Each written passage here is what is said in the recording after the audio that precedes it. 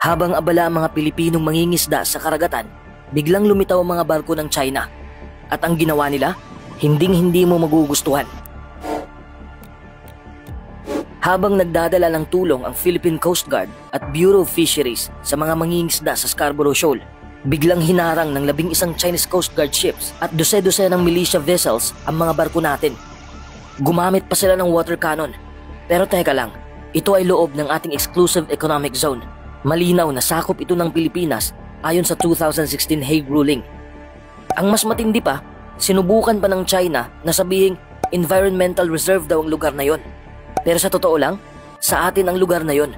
Tayo lang ang may karapatan na magtakda ng protektadong lugar dito. Sa kabila ng harang, matagumpay pa rin ang misyon. Nakatulong tayo sa higit 70 mangingisda. Nakapagbigay ng krudo, yelo at pagkain kahit tinataboy tayo sa sarili nating dagat. Isang tanong lang, hanggang kailan natin titiisin ang pang-aabuso ng China sa dagat natin?